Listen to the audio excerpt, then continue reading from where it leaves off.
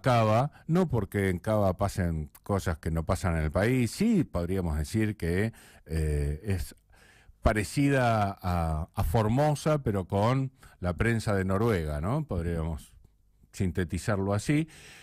Pasan cosas que no deberían, según las leyes, pero bueno, no te quiero adelantar mucho porque tenemos a una experta que suele hablarte acá y lo va a hacer una vez más. Y la gran Vicky Lamas le va a dar pase para que arranquemos esta maravillosa entrevista. 18. Esa es la ingeniera María Eva Couchovitis. De hecho, es de un movimiento que nos cae muy bien, que es La Ciudad Somos Quienes la Habitamos, y aparte es coordinadora de la Cátedra Libre de Ingeniería Comunitaria de la UBA. ¿Cómo te va, María Eva? Simón te saluda. ¿Qué tal? Buenas tardes, Simón. Buenas tardes a todas y a todos. ¿Cómo están? Muy bien.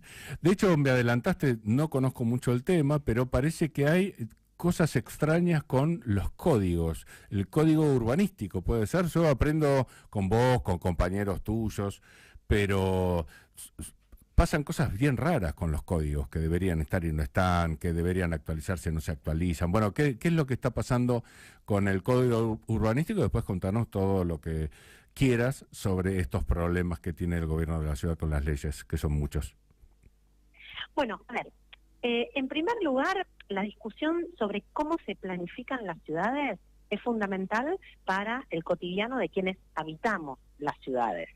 Y en particular, en el caso de la Ciudad de Buenos Aires, la Ciudad de Buenos Aires tiene algunas herramientas de planificación.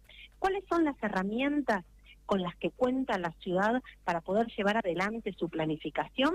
En primer lugar, el Plan Urbano Ambiental. El Plan Urbano Ambiental de la Ciudad de Buenos Aires está desactualizado al menos 25 años. Hablamos de una herramienta clave para planificar la ciudad. Por otro lado, otra herramienta fundamental para planificar la Ciudad de Buenos Aires es el Código Ambiental, que tendría que haberse sancionado de acuerdo a nuestra Constitución hace casi 30 años y que tuvo la justicia que ordenarle a la legislatura porteña que lo sancione y todavía la legislatura porteña no le da sanción. Y por último, aparece como herramienta clave de planificación el Código Urbanístico. ¿Qué es el Código Urbanístico? Es el que establece la norma urbana, es decir, qué puede construirse, cuánto puede construirse, qué tipos de construcción pueden desarrollarse. En el año 2018, para hacer un poco de historia, el PRO, sin ninguna instancia real de participación ciudadana y además en soledad en la legislatura porteña, sancionó el Código Urbanístico que habilitó en la Ciudad de Buenos Aires la sobreconstrucción de entre el 300 y el 700% según las distintas zonas de la ciudad. La realidad es que ese Código Urbanístico que el PRO aprobó en soledad en el 2018 fue diseñado por las grandes desarrolladoras inmobiliarias a instancias, ¿sí?, y para sus propios beneficios. En esa oportunidad también tuvo que intervenir la justicia y decirle al gobierno de la ciudad que no solo tenían que las grandes desarrolladoras inmobiliarias definir la herramienta de planificación para el conjunto de la ciudadanía porteña, sino que también había que dar alguna instancia de participación para quienes habitan la ciudad respecto a cómo quieren habitarla. Algo sumamente obvio si además tenemos en cuenta que en la Ciudad de Buenos Aires nuestro sistema de gobierno es la democracia participativa. Ya en ese entonces, en el 2018, la ciudadanía se organizó para rechazar ese código, insisto, hecho a la medida de los intereses de las grandes desarrolladoras inmobiliarias y cuyas consecuencias ya alertábamos en ese entonces que iba a ser el colapso del conjunto de los barrios de casas bajas de la ciudad. Hubo una audiencia pública en donde hubo, la verdad, una participación récord.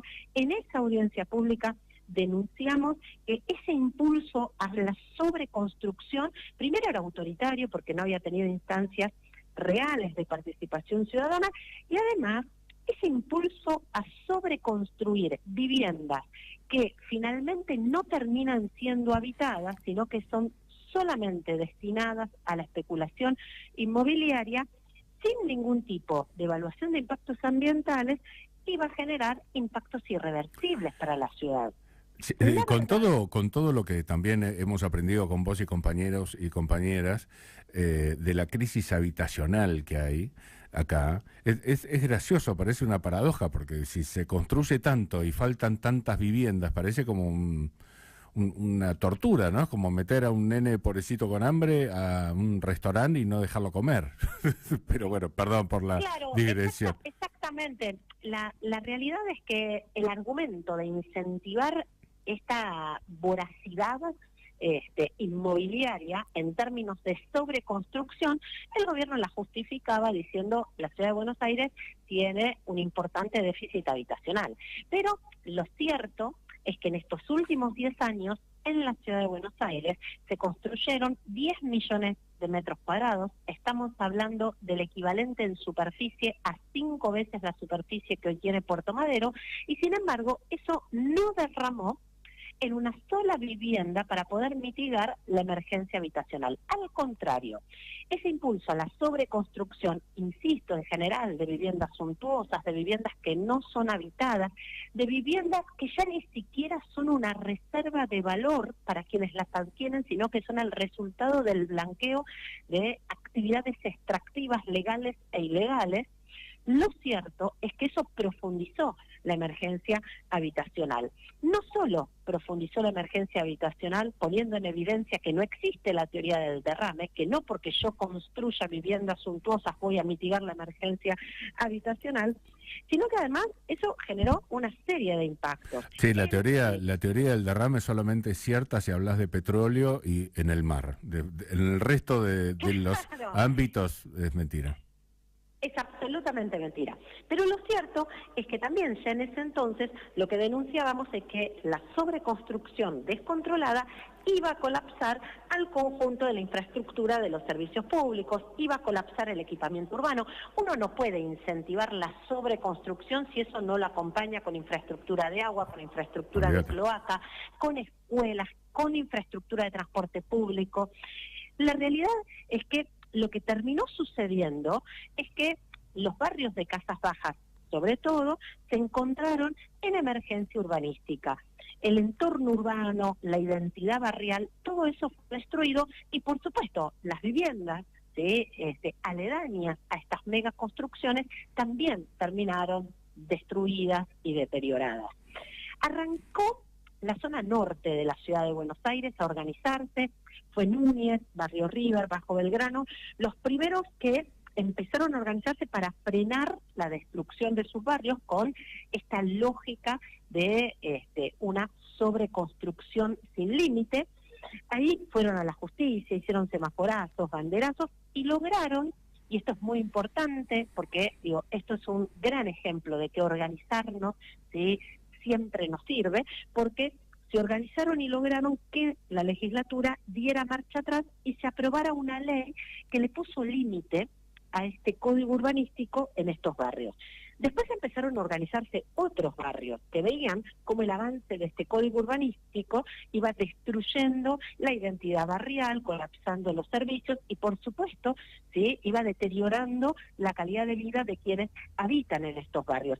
Y así fue como en diferentes barrios se elaboraron colectivamente distintos proyectos de ley para modificar parcialmente este código urbanístico. Se organizó el barrio de Devoto, se organizó Villa del Parque, Palermo, Chacarita, Coglan, Colegiales, Parque Chas, y presentaron proyectos alternativos en la legislatura porteña. Hoy estos barrios están exigiendo en la legislatura porteña que estos proyectos que fueron discutidos y que fueron elaborados colectivamente se traten. La verdad es que hasta ahora nada de eso ha sucedido.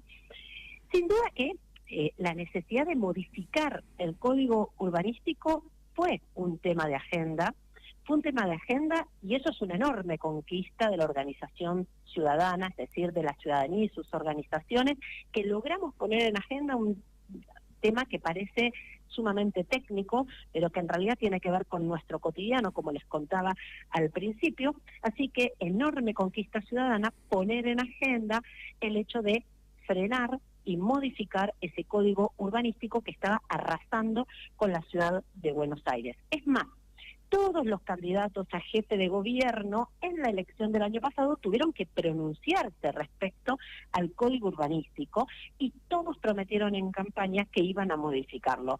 Y uno de los que más promesas hizo en ese sentido fue Jorge Macri. La realidad es que el código urbanístico, como es una herramienta de planificación, la propia ley del código urbanístico, sancionada en el 2018, establecía que este código cada 4 años tenía que revisarse, porque la planificación es una cuestión dinámica, por lo tanto es obvio que nosotros periódicamente tenemos que hacer una revisión de estas herramientas de planificación. Bueno, se sancionó en el 2018, pasaron 6 años, todavía este código no se revisó. Igual le fue bastante mejor que al código ambiental, que ya lleva 3 décadas, ¿no? Claro, exacto. Tuvo más suerte. Exactamente. Ahora, ¿qué es lo que sucedió? Cuando asume Jorge Macri y sus equipos técnicos empiezan a organizar algunas reuniones a distintas organizaciones de la ciudad de Buenos Aires, nos convocan para discutir las modificaciones del código urbanístico. La verdad es que esas instancias de participación a las que fuimos convocados para discutir las modificaciones al código fueron un par de instancias, nada más, mediante una plataforma virtual tipo Zoom o tipo Meet, en donde además, sin contar con ningún tipo de información previa, nos daban 2 minutos para poder intervenir. La verdad que como instancia de participación es un poco precaria. Participa, listo. Ya participaste, pero, otro. Pero la verdad es que lo más curioso de todo esto, ¿no? Y cuestiones muy obvias, en una de esas voy a plantear, si uno va a modificar una normativa, por supuesto que eso tiene que ser el resultado de haber evaluado la normativa. Yo hago una evaluación de cuáles fueron los impactos y en función de eso planteo modificarla. Bueno, la verdad es que acá no hay ninguna evaluación integral, pormenorizada, de los impactos que ha generado el Código Urbanístico del 2018 a la fecha. Quizás lo único, hicieron una evaluación pero económica de ganancias. Es altamente probable. Olvídate, esa evaluación seguramente la hicieron. Continúa, sí, perdón. La verdad que eso es bastante insólito, ¿no? O sea, lo cual muestra, ¿sí? Cuál es el objetivo, ¿sí?, de ese código, que no es planificar una ciudad que podamos habitarla en mejores condiciones. Hace un par de semanas, un grupo de organizaciones y colectivos de la ciudad de Buenos Aires, con el acompañamiento de miles de firmas, sacamos un comunicado justamente denunciando la falta de instancias de participación para discutir las modificaciones al Código Urbanístico, para exigir que hasta tanto se aprueben las modificaciones al Código, entonces se sancionan los proyectos de ley que los diferentes barrios de la ciudad de Buenos Aires han presentado en la legislatura porteña, porque son barrios que están en emergencia, y además también solicitamos que se frenen la totalidad de los permisos de obra, porque si estamos discutiendo la modificación del Código Urbanístico, lo que resulta razonable es frenar la totalidad de los permisos de obra hasta que se modifique el código, y con esta nueva norma, entonces, las desarrolladoras inmobiliarias presenten sus proyectos. Lo que también estábamos exigiendo eran cuestiones muy obvias, ¿no? Un diagnóstico detallado, pormenorizado y participativo del impacto que había generado la aplicación del Código Urbanístico del 2018 hasta la fecha. Bien, luego de ese comunicado, unos días después, hace aproximadamente un par de semanas, el jefe de gobierno presentó en la legislatura porteña la modificación del Código Urbanístico. Es decir, modificaciones que no fueron discutidas en ningún ámbito de participación adecuado, modificaciones que no son el resultado de una evaluación pormenorizada e integral de los impactos que ha generado del 2018 a la fecha el Código Urbanístico, y por supuesto, y esto es bastante típico del gobierno de la ciudad, una docena de archivos, ¿no?, que seguimos todavía revisando. Es muy común, ¿sí?, que el gobierno de la ciudad te presente, ¿sí?, cientos de archivos, miles de páginas de información absolutamente irrelevante para que la ciudadanía entonces no tenga posibilidades concretas de poder participar de un debate tan importante como es la planificación, en este caso, de la ciudad. Astuto. Ahora, ¿de qué trata este nuevo código o, entre comillas, este ajuste al código? Bueno, la verdad que básicamente lo que propone esta modificación al código es garantizar igualdad de oportunidades, pero no para quienes habitamos la ciudad, sino para las grandes desarrolladoras inmobiliarias. ¿En qué consiste esta igualdad de oportunidades para las grandes desarrolladoras inmobiliarias?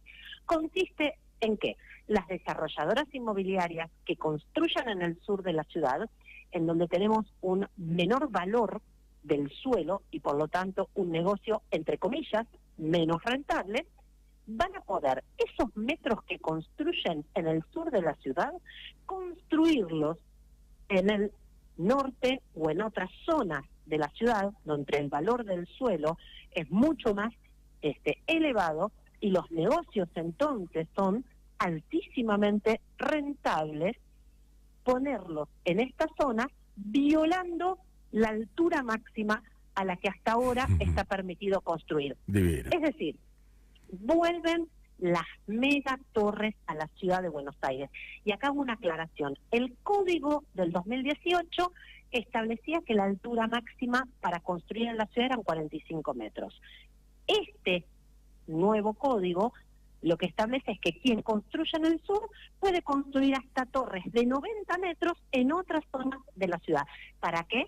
Para poder hacer esta compensación y generar oportunidad, ¿sí?, igualdad de oportunidades en este jugoso negocio. Maravilloso. Claro, la verdad es que esto es insólito. ¿Por qué es insólito? Porque, en primer lugar, quienes construyan fuera de norma, entre comillas, ¿sí?, en esta lógica de que construyan en el sur y entonces pueden construir fuera de norma en otras zonas rentables de la ciudad, no van a tener ninguna contraprestación para, por ejemplo, mitigar la emergencia habitacional. Uno podría decir, ok, quien construye en el sur puede construir en estas zonas, ¿sí?, por fuera de norma, torres de hasta 90 metros, pero esas unidades funcionales por fuera de norma, que sean viviendas sociales. O como se hace en destinadas Berlín, al que el alquiler 30% es para viviendas sociales, por ejemplo. Exactamente, no, nada de eso pasa. Por otro lado, ¿sí?, este incentivo a construir en el sur para lograr importantes beneficios en otras zonas de la ciudad, se lleva adelante sin ninguna medida que logre, ¿sí?, mitigar el efecto de la gentrificación. Es decir, cuando lleguen las inversiones al sur, va a aumentar el valor del suelo, eso va a hacer que aumente el valor de los alquileres, eso va a hacer que aumente, ¿sí?, el costo de los servicios, y por supuesto que si no hay ninguna medida de protección para quienes viven en el sur de la ciudad, muchas familias van a terminar teniendo que irse del sur de la ciudad. Por lo tanto, cada vez que hay una zona que se desarrolla, esto hay que hacerlo con medidas que permitan evitar el desplazamiento de quienes habitan esta zona, esos desplazamientos que muchas veces denominamos con la palabra gentrificación. Tampoco hay ninguna evaluación del impacto que genera construir sobre algunas avenidas torres de 90 metros de altura. Y yo acá traigo algo que sucedió en la ciudad de Buenos Aires y que debería ser una alerta cuando, por ejemplo, planteamos este tipo de propuestas. El año pasado, un informe técnico que elaboró la Guardia de Auxilio de la ciudad de Buenos Aires fue contundente.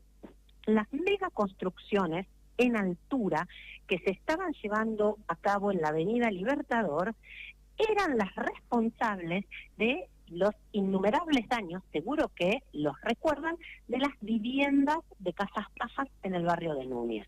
Es más, ese mismo informe, hecho por una autoridad de la ciudad de Buenos Aires, alertaba que si continuaban construyendo edificios en altura en las avenidas, estos edificios en altura en general implican la construcción de subsuelos. Y la construcción de subsuelos implica no solamente enormes movimientos de suelo, sino también la depresión de las napas. Bien, todo esto genera importantísimos impactos en el entorno. Me imagino que para cocheras, ¿no? Porque son de alto valor. Exactamente, son torres de 90 metros de altura, por lo tanto, lo que hacen es construir cocheras en subsuelos. Ese tipo de construcción es una construcción que genera elevados impactos y que hemos visto parte de sus impactos en la destrucción del barrio de Núñez. De hecho, yo recuerdo que el año pasado habíamos hecho muchísimos videos que tenían que ver con el camino de la grieta, ¿no? Casas partidas de punta a punta. La verdadera grieta. Que habían tenido que ser, exacto, casas que habían tenido que ser evacuadas. Por eso es que esta modificación al código, que también entendemos que dialoga con la política nacional. ¿Por qué dialoga con la política nacional? Porque recordemos que el RIGI, ese incentivo a las grandes inversiones, está vigente. Por lo tanto, ese incentivo a grandes inversiones, que seguramente van a ser de características extractivas en distintas zonas de nuestro país, va a tener que blanquearse y va a terminar blanqueándose de la manera más eficiente, que es a través de los megadesarrollos inmobiliarios. Entonces, Jorge Macri necesita garantizarle esos grandes grupos económicos que puedan blanquear todo ese dinero, y para eso lo que les garantiza es que vuelvan las megatorres, los megacomplejos. Así que la verdad es que este es el estado de situación en el que se encuentra la ciudad de Buenos Aires. Tenemos mucha preocupación al respecto, por eso es que venimos realizando una serie de encuentros para tratar de poner en común este tema, que parece un tema sumamente técnico, un tema ajeno, ¿sí?, pero que tiene un montón que ver con nuestro cotidiano. Así que hoy, dentro de un ratito, a las 8 de la noche, a las 20 horas, desde el Movimiento La Ciudad Somos Quienes La Habitamos, junto con el Observatorio del Derecho a la Ciudad, estamos convocando al conjunto de la ciudadanía y sus organizaciones para empezar a organizarnos, para empezar a organizar acciones en los distintos barrios y poder presentar una propuesta alternativa a esta modificación de código. Perfecto, me parece fantástico. Como siempre les digo, un sanísimo quilombo que me parece que es el que muestra algún tipo de salida, si es que la hay, porque si no, no lleva un puesto, se está muy bien. Pasarnos las redes, a ver, por las dudas, para que la gente se conecte. Mira, pueden buscar el enlace para entrar a esta reunión por Zoom en las redes, en mis redes, no sé, puede ser en mi Twitter, que es @Cousovitis, o en las redes que tiene el Movimiento Ciudad, o en las redes del Observatorio. En todas nuestras redes está el link para que puedan participar de la reunión, que va a ser dentro de un ratito nomás. Brillante. Cortito, antes de terminar. Yo siempre tengo la idea de que nuestro problema no pasa por el gobierno, sino por los sucesivos gobiernos y las oposiciones. Vos recién contabas que el Código Ambiental hace 30 y pico de años que nunca fue, que no existe y debería.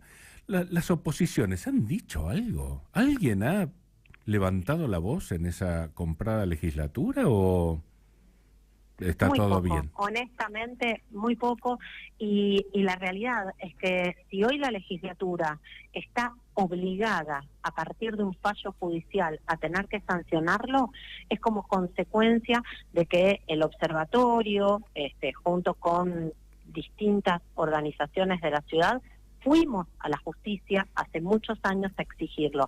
Así que la verdad es que en general muchas veces lo que notamos es una legislatura muy paralizada. Es cierto que no hay una buena correlación de fuerzas, pero entendemos... No, eso lo entiendo, por eso digo, o sea, yo a un legislador que no sea del PRO, no le voy a pedir que apruebe cosas porque no tiene el número. Pero, a ver, si no elevas tu voz, sos cómplice, evidentemente. Pero hay cuestiones que en la legislatura pueden ponerse en debate, ¿no?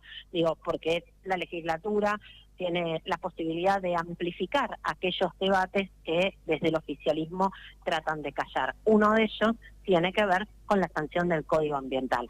Así como fue la ciudadanía y sus organizaciones quien pudo poner en agenda la necesidad de modificar el Código Urbanístico, la verdad es que en este caso también ha sido la ciudadanía y sus organizaciones quienes frecuentemente recurren a la justicia frente a la falta de representación política para poder exigir, por ejemplo, que se cumpla con lo que establece en nuestra Constitución. Por eso me gusta tanto lo que hacen y van a tener el micrófono abierto siempre. La verdad que son un lujo, ¿eh? Así que si querés cerrar esta charla con algo cortito, avanti. Cortito no tanto, avanti. No, bueno, agradecerte siempre por el espacio y contarles, pequeño aviso, que vuelve a estar en agenda el tema Costanera Sur en este caso, porque mientras Jorge Macri presenta una modificación del Código Urbanístico, por otro lado avanza en el mega emprendimiento inmobiliario en la Costanera Sur para construir una especie de Dubái Argentina con nuevo Puerto Madero. Costa urbana. Muy bien. Exacto. Para vos que estás escuchando es Las malas lenguas dicen de Eduardo Elstein, que es el dueño de la ciudad, que nunca nadie te lo cuenta. Exactamente. En un convenio que tiene el gobierno de la ciudad con IRSA, en las 70 hectáreas más estratégicas desde el punto de vista ambiental y urbano que tiene la ciudad de Buenos Aires, allá en la Costanera Sur, lo que están planeando es la construcción de una Dubái de lujo en la ciudad de Buenos Aires. Hay una audiencia pública, importante anotarse en la audiencia pública para luego poder participar. Tenemos que ser miles en esa audiencia pública quienes nos opongamos a que en ese pulmón verde de la ciudad de Buenos Aires, en ese humedal que la ciudad todavía conserva, en esa nuestra oportunidad de recuperar la Buenos Aires balnearia, de recuperar el río y de recuperar la playa, de pronto aparezca esta Dubái Argentina. Así que eso es muy importante y también para anotarse en la audiencia pública pueden recurrir a nuestras redes, que ahí lo que hacemos es, porque nada es fácil en esta vida, y el gobierno de la ciudad, si se trata de participación ciudadana, solamente nos pone obstáculos, así que como no es tan sencillo anotarse, pueden contactarnos a través de nuestras redes, que hemos ido elaborando algunos instructivos para que puedan fácilmente anotarse a la audiencia pública y poder participar. Brillante. Bueno, te agradezco muchísimo todo lo que hacen primero y esta charla. Te mando un abrazo muy grande y un abrazo éxito enorme. Y muchísimas gracias a vos por el espacio de siempre. Por favor, más que merecido. Te mando un abrazo grande.